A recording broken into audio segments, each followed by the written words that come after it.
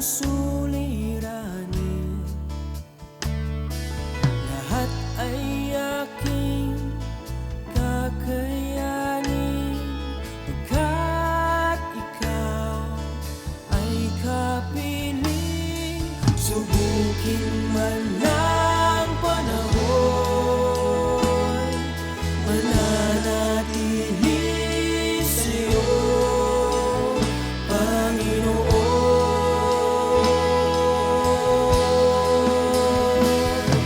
Walang alinlangang maglilingkod, walang pangambang sa'yo ay susunod.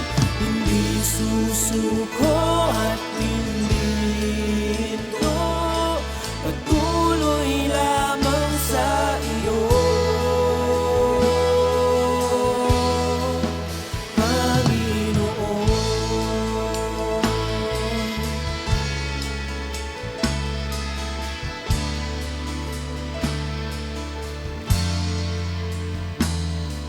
Ikaw ang aking paglilingkuran, kahit saan dalhin. Ikaw ay lagi kung susundin, anuman ang suliranin, lahat ay aking kakayanin, pagkat ikaw ay kapiling. Subukin man ng panahon, mananatili sa'yo, Panginoon.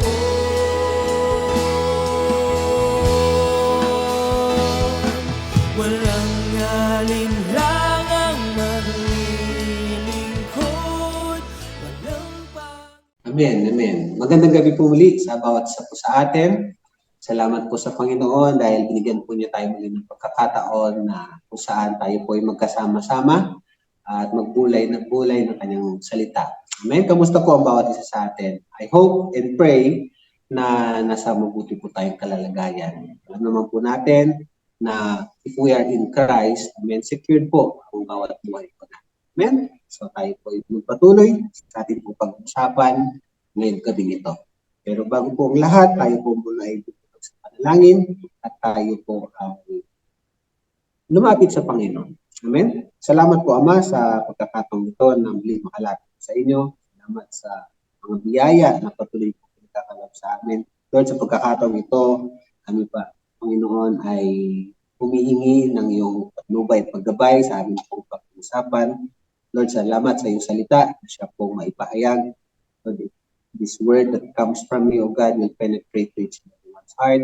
At alam po namin, ang iyong salita, O Diyos, ay makatutulong, Lord, sa pang-araw-araw po ng pamumuhay. Lahat po namin dito sa mundong ibabaw na ito. Salamat po, Banal na Espiritu, malaya kong kumilos sa aming pong kalagitnaan. Lord, nais mo lamang ang siyang mamutawi, God, sa amin. We honor you, O God, we glorify you, this we ask. Amen and amen. Amen.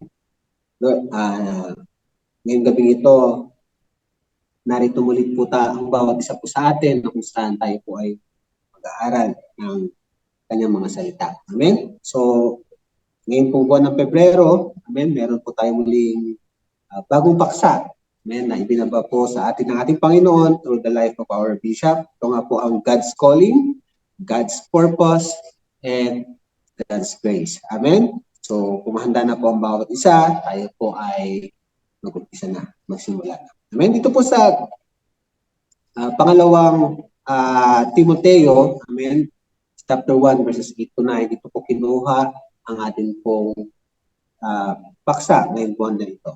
So, verse 8, sabi po rito, therefore do not be ashamed of the testimony of our Lord, nor of me his prisoner, but share with me the sufferings for the gospel according to the power of God. In verse 9, who has saved us and called us with a holy calling.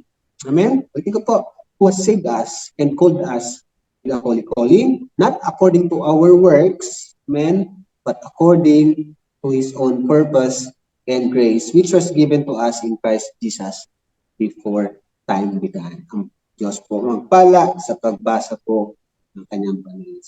Amen? So we are not saved and then do our own purpose. Amen? Hindi po tayo niligtas ng ating Panginoon na kung saan tayo mismo gagawin natin yung ating pong layunin. Amen? But rather, we are saved because He called us, tinawag po tayo ng ating Panginoon, and called us for His purpose. Amen? May layunin po kasi ang Panginoon kung bakit po tinawag niya ang bawat isa po sa atin. Amen? Alam naman po natin ang ating po future, hindi po natin nakikita. Amen? At kung nasa Panginoon po tayo, makatitiyak po tayo na meron po tayong katagumpayan. Amen? But if we do our own purpose, aside from His purpose, maaari po tayong mag-fail. Amen? Dahil hindi po nga po natin nakikita yung ating pong hinaharap. Ang Panginoon po, isa po sa kanyang layunin, bakit po niya tayo iniligtas, bakit po niya tayo tinawag. Because He doesn't want, amen, mag-suffer po ang bawat isa. Amen? Sabi nga po sa John 3:16 verse 17, for God so loved the world that He gave His only begotten Son, that whoever believes in Him should not perish, but have everlasting life. Amen? Naparito po ang Panginoon na kung saan tayo po ay iligtas mula sa kapahamakan. Sa gayon na lamang yung pagmamahal ng ating Panginoon Diyos. Amen? Iligtas niya po ang bawat isa po sa atin. Ayaw po niya ni isa man sa atin ay mapahamak. Amen? Kapahamakan na pangwalang hanggan. 20, sabi po dito, for God did not send His Son into the world to condemn the world, but that the world through Him might be saved. Amen? Napakasarap pong pakinggan sa pagmamahal po ng ating Ama. Ipinagkaloob po niya ang kaisa-isa po niyang anak, ang ating Panginoong Jesus, to die for our sin. In behalf, amen, of us, tayo po dapat ay mapapahamak sa kapahamakang walang hanggan. Amen, the eternal death na tinatawag, but because of His love, but because of His grace, but because of His mercy, amen, tayo po ay iniligtas po niya. At ayaw po niya na makondem ang bawat isa. Amen? Dahil sa ginawa ng ating Panginoon na yan, amen, sa pagmamahal po niya, meron din po siyang, meron po siyang mandato sa bawat isa na tayo po mismo ay na-experience natin. Ito po sa Mark 16 verse 15, and He said to them, go into all the world and preach the gospel to every creature. Bakit? Kasi nga po, ayaw ng ating Diyos na mapahamak po sino man. Amen? Kaya tayo mismo na nakakilala sa Kanya, tayo mismo na tumanggap sa ating Panginoong Jesus at nailigtas mula sa kapahamakan. Amen? Meron din po tayong, kumbaga, pananagutan naman sa ibang kapwa natin na hindi pa po nakakilala sa ating Panginoon. Na ipahayag din po natin sa kanila, amen, ang mabuting balita, ang kaloob ng ating Diyos, ang buhay na walang hanggan. Amen? Ito pong mga paksang ito pong mga talatang ito, may kinalaman po sa ating pag-uusapan. Amen? Maximizing gift for the expansion of God's kingdom. In relation to the main topic po natin for the whole month of February, that is God's calling, purpose, and grace. Ano kailangan po natin dun sa kaloob na yan? We have to use it. Pero bago mo magamit yan, kailangan alamin muna natin. Ano ba yung kaloob ng Diyos sa atin? Amen? Kasi ang bawat isa po sa atin, hindi po naparito, hindi po naligtas, hindi po uma-attend lagi ng church for nothing. Amen? Uma-attend tayo ng church, nailigtas tayo ng Diyos mula sa kapahamakan for the reason of the expansion of God's kingdom. Tayo mismo magpahayag ng kaligtasan na nagmumula sa ating Panginoon Jesus. Amen? Maximizing gift, ayan po ang ating pag-usapan ngayong gabing ito. Maximizing gift for the expansion of God's kingdom. Amen? 1 Corinthians 14 verse 12. Even so you, since you are zealous for spiritual gifts, amen? Even so you, since you are zealous for spiritual gifts, let it be for the edification of the church that you seek to excel.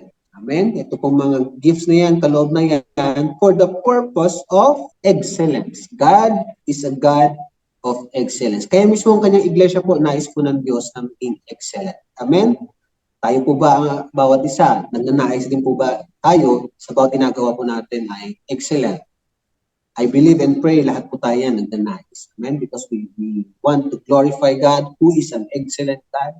He created everything excellently. Mismo tayo po, na creation po niya. Amen? Of all the creations ng Lord, tayo lang po ang handpick. Tayo lang po mismo ang hinulmo niya sa pamamagitan ng kanyang kamay. Amen? Ang iba po mga creation ng ating Diyos ay sa pamamagitan ng kanyang salita. Pero tayo po kakaiba. We are being handpicked. Amen? Kumuha siya ng lupa at yun po ay hinulma po niya. Amen? At tayo nga po ang naging resulta. Amen? Maximizing gifts for the expansion of God's kingdom. Ito pong kaloob na to, amen, may mga kaloob po pala, amen, ang triune God na pinaglilingkuran po natin, na sinasamba po natin. Gifts that comes from the Father, yan po ang pag-usapan natin. Gifts that comes from the Holy Spirit, amen, and gifts that comes from the Lord Jesus Christ. Amen? Tatlo po sila. Lahat po sila may kaloob sa bawat isa po sa atin. Ano po ang ibig sabihin? Para ang bawat isa sa atin ay walang, kumbaga, maging dahilan na sabihin natin wala tayong kaloob. Amen? Dahil mismo po silang tatlo, amen, natin po sinasamba, lahat po sila ay may kaloob na ibinigay sa bawat isa. Amen? Pag-usapan po muna natin ito pong gifts of the Father. Ano ba itong gifts of the Father? Chapter 12, verses 3 to 8, makikita po natin ang kaloob ng Diyos Ama sa bawat isa sa atin. Tignan po natin, baka narito po ang ating kaloob. Amen? For I say, through the grace given to me, verse 3, to everyone who is among you, not to think of himself more highly than he ought to think, but to think soberly, as God has dealt to each one a measure of faith. Verse 4, for as we have many members in one body, amen, but all the members do not have the same function. Amen. Kahit po sa katawan natin, marami pong bahagi pero hindi po pare-pareho ang kanilang pagkakagamit. Verse 5, so we being many are one body in Christ and individually members of one another. Verse 6, having then gifts differing according to the grace that is given to us, let us use them. Ulitin ko po, having then gifts differing according to the grace that is given to us, lahat po tayo may mga kaloob. Ano po ang sabi po ng binasa po nating talata? Let us use them. Amen? Gamitin po natin. Amen? Nakakalungkot pong isipin, marami po sa mga kaloob ang sumama sa kanilang libingan. Ano po ibig sabihin? Amen? Because hindi po nila napansin or maaari po hindi po nila alam na meron pala silang kaloob or maaari alam nila na meron po silang kaloob pero hindi po nila nagagamit. Pero makikita po natin even to the point na sila po ay lumisan na sa mundo ito, dala-dala po nila. Yun pong nakakalungkot na maaaring mangyari sa isang tao. Hindi po nagamit ang kaloob na ipinagkaloob sa atin ng ating Diyos. Amen? Sabi po nito, sa verse 6 pa rin, if prophecy, let us prophesy in proportion to our faith. Amen? Kung ikaw na po ay nandito sa kaloob na to, you have to use it in proportion to your faith. Amen? Maaari po kasi, sinasabi po ng talatang ito, marami kasi nagpapahayag, amen, but it's not proportion to their faith. That is in contrary to what the Bible says. Amen? Tuloy po natin, verse 7. Or ministry, amen, isa pong kaloob, let us use it in our ministering. Amen? Kung sa ministry naman daw po, gamitin naman po natin sa pag-minister. Amen? He who teaches in teaching. Amen? Yung mga iba po sa atin, amen, pinagkalooban ng kaloob ng pagtuturo. So gamitin po natin. Kung ang kaloob mo ay pagtuturo, you have to use it. Amen? For the glory of God, for the edification, para sa ikaunlad, ikagaganda, ikalalago ng bawat isa. Amen? For the edification of the church. And verse 8, he who exhorts, amen, in exhortation. Ito po mga kaloob na to, nagmula o kaloob na bigay po sa atin ng ating Diyos Ama. He who gives. Amen? May mga tinawag din na para magbigay. Amen? Hindi po nila alintana magkano. Amen? He who gives with liberality. Amen? Talagang buhos ang kanilang pagbibigay. Ma-share ko lamang po sa bawat isa po sa atin. Meron po kaming kaibigan na pastor sa probinsya pong pinanggalingan ko. Meron po siyang isang or mag-asawang miyembro. They were challenged, amen, na magbigay during their first fruit offering sa kanilang iglesia. Amen. Ito pong mag-asawang ito are vendors or vegetable vendors. Kasi po, ang pangunahing trabaho po sa aming probinsya ay pagsasaka. Amen. So ito pong mag-asawang ito, they were challenged, amen, they were inspired, amen, na magbigay. Alam niyo po ba kung magkano halaga? And yet, kung titignan natin sa estado ng kanilang buhay, amen, kung magkasapat-sapat lang, amen, kasi itong halagang ito ay maaari pa sana nilang magamit sa kanilang business because they are in vegetable business. They are farmers. Amen? So ito pong halagang ito ay ang pinagkaloob po nila sa pagpapatayo ng sanctuary is amounting to 1 million pesos. Amen? Napaka buti, amen, ng ating Diyos sa kanilang buhay. Amen? Kasi, maaari po kasi ito, amen, ang kanilang kaloob in giving. Kaya hindi po nila alintana magkano ang kanilang binibitawan sa kanilang palad. Magkano ang kanilang inihuhulog or magkano ang kanilang ipinagkakaloob para sa gawain ng ating Diyos. Amen? Kaloob po ito, the giving. Kaya nga po sa ibang iglesia, meron po tayong tinatawag na giving ministry. Amen? They want to support. Amen? Lahat ng mga finances na maaaring pagkagastosan ng iglesia, they want to support. Amen? Because that is their gift in giving. So sabi dito sa verse 8 pa rin, he who gives with liberality. Amen? Hindi po yung may pagtutumanggi. Amen? He who leads. Amen? May tinawag naman po para mamuno. Sa pamumuno naman, we have to be diligent. Amen? And he who leads should be with diligence. At isa pa pong kaloob na nagmumula po sa ating Diyos Ama ay ito pong about mercy. Ano po sabi dito? He who shows mercy, amen, he who shows mercy with cheerfulness. Amen? Nakita po ba natin? Maaari ang kaloob natin dito sa mga binasa po nating mga kapahayagan mula po sa Romans chapter 12 verses 3 to. Amen? Lahat po tayo, meron pong kaloob. Hanapin lang po natin, salisikin natin, tanungin natin ang Diyos Ama, amen, na siya pong nagkaloob nito. Amen? Siya po yung giver eh. So we have to ask our God, Lord, ano po ang kaloob mo sa amin o sa akin?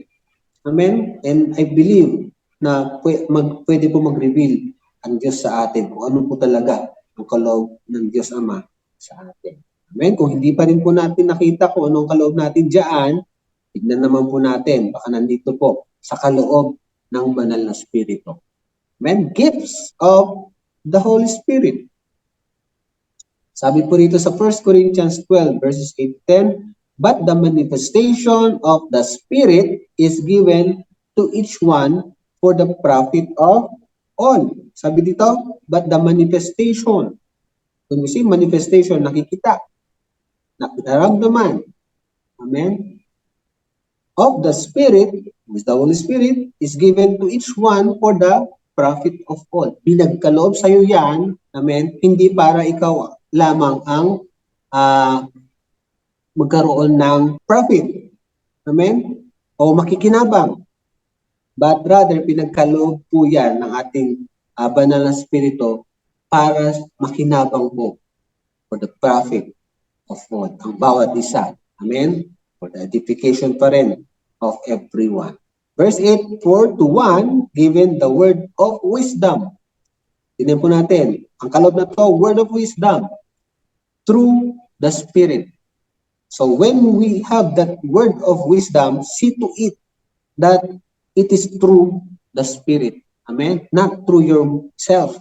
Not through others. Amen? Kung may word of wisdom ka, dapat alamin mo, dapat sigurado ka na ito ay binibigay mo o pinapahayag mo through the Holy Spirit. Amen? Dahil siya po mismo nagbigay niyan. To another, amen, maaari kung di man dyan, word of wisdom, maaaring dito.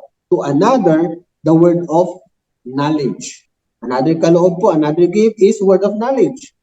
The same, through the Spirit. So if you are exercising this gift, it must be through the Spirit. Kaya kung nagkakaloob, kung pinapahayag mo ang kaloob na ito, ini-exercise mo, ginagamit mo ang word of knowledge, should be with the guidance of the Spirit.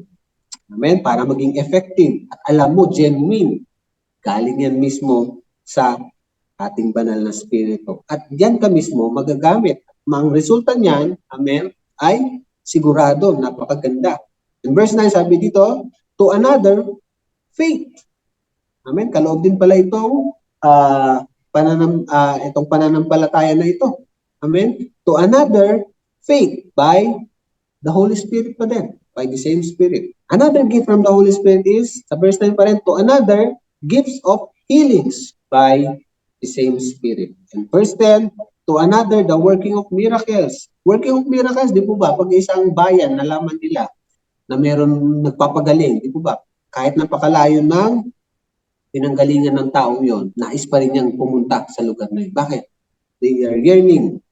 Amen. They're looking for miracles. So kung gusto po nating i-exercise ang kaloob na yan, at maaring ikaw mayroong kanyan, pinag-pray mo, and then here comes the Holy Spirit, pinagaling, amen, do it, amen, through the Spirit. Ating banal na Spirit. Another working of miracles. Amen? At maaari din naman, ang kaloob mo pala ay prophesying. To another, prophesy. And then, to another, discerning of spirit. Amen? To another, different kinds of tongues. Marami palang kaloob. Amen? Binabanggit dito sa talatang ito na nagmumula sa ating banal na Espiritu. To another, interpretation of tongues. Amen? Sa isang iglesia po, kung meron po ang lahat ng yan, napaka-powerful ng isang iglesia. Amen? Meron nag-speaking in tongues, and then here comes na meron din kaloob to interpret para lahat tayo ma-inspired, lahat tayo maintindihan kung ano yung pinahayag or naisipahayag ng ating, amen, banal na Espiritu. Because when we speak in tongues, definitely po hindi po natin maintindihan. Pero kung meron po isa sa atin knows how to interpret those tongues, amen, lalo po tayong ma-edify. Ito pa lang kailangan natin gawin. Ito pa lang dapat natin sundin. Ito pa lang nais ng Banal na Espiritu sa ating tahaking. Amen? Kaya we pray, amen, na mailabas ng bawat isa sa atin itong mga kaloob na ito. Amen? Kung may kaloob ka nito, exercise it, walk on it, amen? Bahala ang Banal na Espiritu na magpalago nito. Amen? Nakita po ba natin yung kaloob po natin through the gifts of the Holy Spirit? Kung wala pa, tingnan pa rin po natin ito naman yung kaloob na nagbumula po sa ating Panginoong Hesus. Gifts of the Son. Amen? Gifts of the Son is to equip the body of the church. Sabi po rito sa Ephesians 4:11 verse 12, and He Himself, amen, who is the Holy Spirit, who is Jesus Christ, gave some to be apostles, some prophets, some evangelists, some pastors, and teachers. Ano po ang nalayunin, amen, ng ating Panginoong Hesus?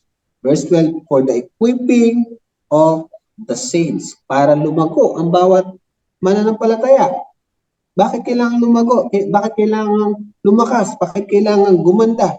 For the work of the ministry. For the work of ministry, for edification or edifying, mapalakas, amen, mapaunlad, the body of Christ. Amen? Sa isa pong kumpanya, para kung nagnanais po ang namumuno dito, mga tagapangasiwa nito, mas lalo pang maging productive ang mga kanilang mga empleyado, ano pong ginagawa ng kumpanya? Ang ginagawa po nila, sometimes they want their employees to undergo seminars. Amen? to undergo what's the trend. Ano ba ang trend ngayon? Isang mga companies na yan, nagkakaroon pa ng mga tours. Amen? Para mapalakas yung kanilang mga, magkaroon silang motivation to work hard, to work something great para sa company. Ganun din po ang ating Panginoong Hesus. Nais po niya mapaunlad ang iglesia. That's why He gave these gifts. Amen? Maaari po, isa sa atin meron yan, o marami sa atin meron yan. Some to be apostles, prophets, evangelists, pastors, and teachers for the reason of equipping of the saints for the work of ministry, for edifying of the body of Christ. Sabi rin po sa 1 Corinthians 12:28, and God has appointed this in the church. God has appointed this in the church. First, apostles, second, prophets, third, teachers, after that, miracles. Amen? Then gifts of healings, helps, administrations, varieties of tongues. Amen? Apostles, sa ating pong Bishop Leo, ito po ang kanyang kaloob, apostles.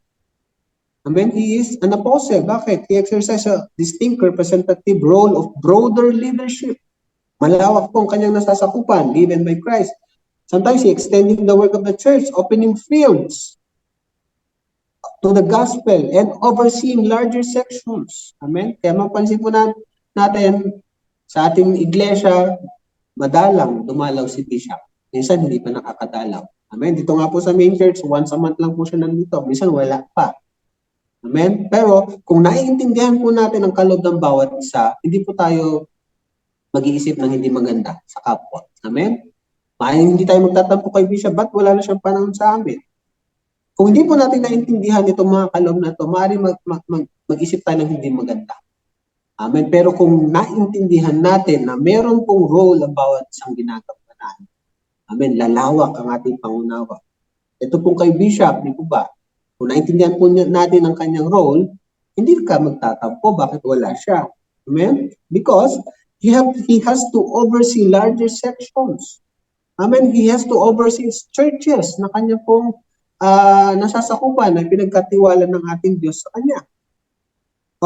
Sections of the body of Christ. Sometimes he is being used sa iba pong mga iglesia. Amen. Not only in Jesus believed in that church. Sometimes he is invited to other churches. Amen. Kailangan po maintindihan po natin, maunawaan natin, ano ba ang kaloob ng Diyos sa bawat isa? Para maiwasan po yung pagbabangga-bangga. Maiwasan po yung hindi pagkakaunawaan. Amen? Kung ang isang taong ito, naintindihan natin that he is an evangelist, sometimes evangelists, makita po natin, are very, very sharp kung magsalita. Kung mali ka talaga. Amen? Kaya yung mga taong evangelist na nagsasalita on pulpit, sometimes sa kalsada, amen? Minsan, napaka-sharp nila magsalita. Amen? Kung dumating yan sa iglesia, maaaring masaktan ka pagka kinorek ka. Amen? Because he or she is an evangelist. Pero kung hindi mo naintindihan ang kanyang pagkatawag, magtatampo ka. Bakit ganito siya? Amen? Pero kung once naintindihan natin, ito kasi ang kanyang kaloob. Amen? Lalawak ang ating pangunawa. Amen? Yung prophet naman po na gift, a spiritual mature spokesman. Amen? Tagapahayag. Ano ba ang nais ng Diyos? Especially, divinely focused message to the church or the world. Ano bang nais ng Diyos ngayon sa kanyang iglesia? Yan po ang kaloob na prophet. Ito po very familiar sa atin, ang pastor. Amen? Ang teacher. The word pastor comes from the root meaning to protect. Amen? From which we get the word shepherd. Amen? Ang pastor, napakalawak ng kanyang pangunawa. Amen? Nagkamali na, sige, okay lang yan. Amen? Because he wants to protect. He wants to be a shepherd for that soul. Amen? Laging pagpapatawad ang kanyang ipinapahayag. Amen? Kasi yun po ang kanyang kaloob na nagmumula sa ating Diyos. Amen? Ano pa po itong characteristic ng isang pastor teacher? To nurture. Amen? Teach and care for spiritual needs of the body. Amen? Matapos po na ma-establish ang isang iglesia through an evangelist, here comes naman the pastor to to take care, pangmatagalan ang mga flock or ang mga kaluluwa. Here comes naman the teacher to teach. Amen? Very detailed naman po pag nagturo ang ating mga teacher. Just like sa ating mga schools. Amen? Di po ba, pag nagturo ang ating mga teacher, very, very detailed sila. Ina-explain nila bawat salita. Amen? Ganun po ang kaloob na meron ng isang teacher. At ang isa pa pong kaloob mula po sa ating Panginoon Jesus is about the missionary. Amen? He goes, every now and then, he goes out at mission. Amen? Ito po minsan, nakakategorize po ito sa ating apostle or evangelist. Making the gospel known to all the world. Amen? Nakita po ba natin yung ating pong kaloob? Baka narito po sa kaloob na nagmumula po sa ating Panginoong Yesus. Tatlo po sila, may pinagkaloob sa atin.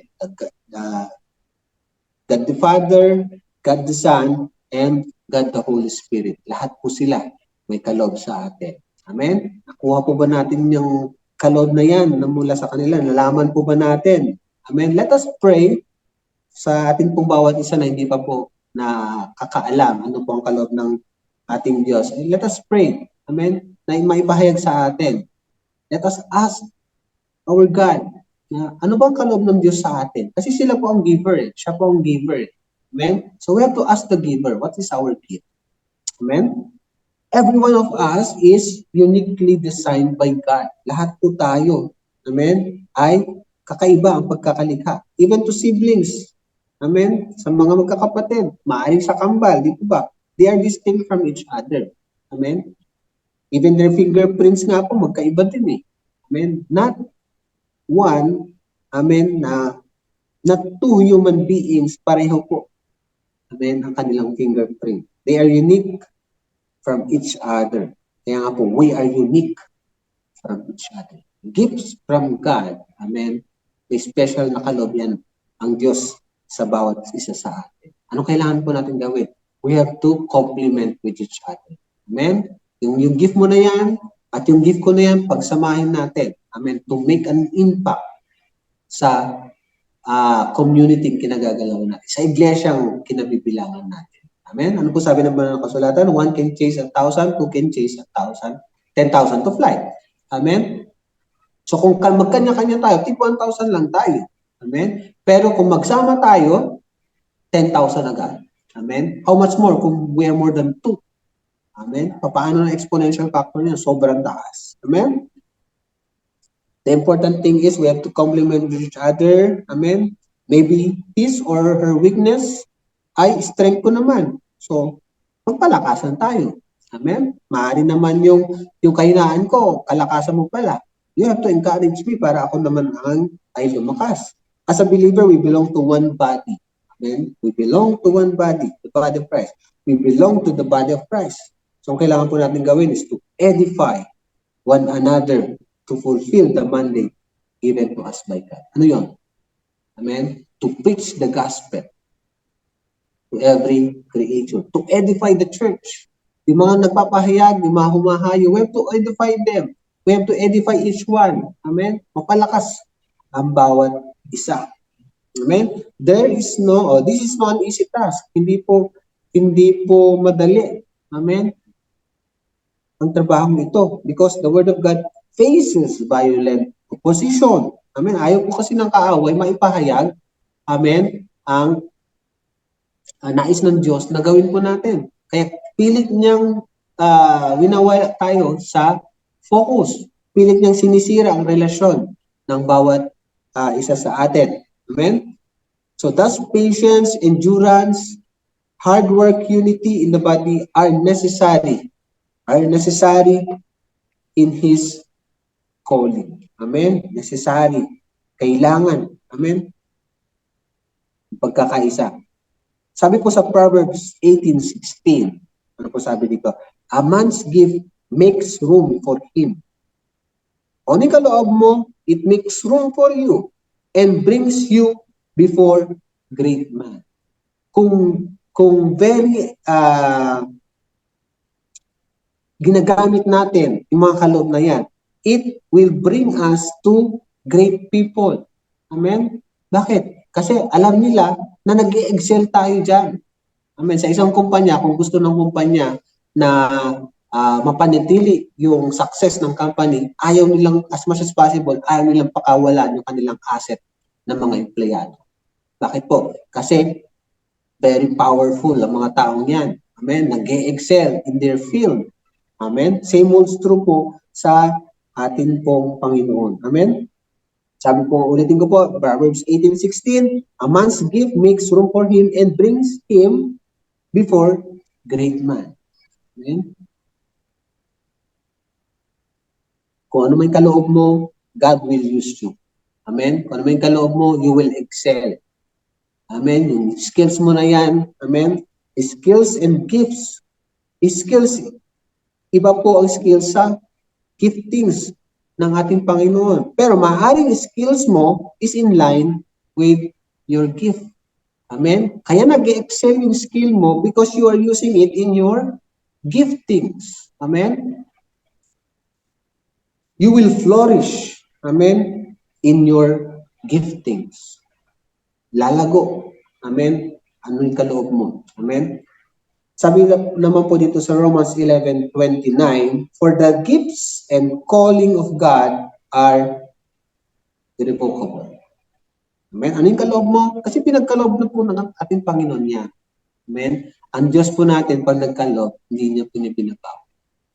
Amen? Even nga po si Lucifer, di po ba? Pinagkalooban siya ng talento, ng music, ng singing. Amen? Sabi ng Banal na Kasulatan, he can produce sound in his own body. Kaya po nung he was kicked out from heaven, kasama po niyang bumagsak ang music. Kaya po sa mundo po natin ngayon, meron po mga twisted music. Amen? Meron po mga hindi kaaya-ayang mga music na atin pong naririnig. Amen? Even meron pong mga mensaheng hindi kagandahan at hindi po kaaya-ayang mensahe. Bakit po? Twisted music po kasi. Amen? At hindi po binawi ng ating Diyos when Lucifer was kicked out from heaven. Amen? Sa Numbers 23:19, sabi po rito, God is not a man that he should lie. Amen? Kung tinawag ka ng ating Panginoon. Nor son of man that he should repent. Has he said, and will he not do? Or has he spoken, and will he not make it good? Kung tinawag ka ng Panginoon, surely. Amen? Kaya minsan sa atin, instead of going near to our God, pag tinawag tayo, sometimes because of our rationale, because of our self reasons, amen, we stay away from our calling, stay away from our God. Yan po yung nangyari kay Jonah. Instead of going to Nineveh, ano ginawa po ni Jonah? He ran away from God. And sa nangyari sa kanyang buhay, bumalik pa rin siya sa nais ng Diyos na tahakin po niya. Pero he suffered, amen, he experienced consequences. Amen? So I hope and pray na masumpungan po natin yung pagkakatawag sa atin ng Panginoon. Na kung sa gayon, amen, hindi na po tayo dumanas ng mga circumstances or mga trials or mga problems because God wants us to refocus ourselves to our calling. Amen, yun lang naman po ang kanyang mensahe. Amen, yun lang naman po ang kanyang nais. Bakit po tayo pinaparanas ng gano'n? Because He wants us to go back to our calling. Ano yung calling mo sa Panginoon? Do it. Amen. Ano yung calling mo sa Panginoon? Exercise it. Walk on it. Amen.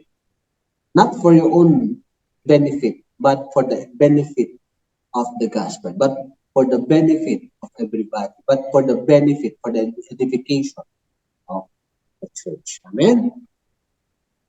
So nakita na po ba natin? Nasumpungan na po ba natin? Nalaman na po ba natin ang mga or ang kaloob ng Diyos sa bawat isa sa atin? Amen?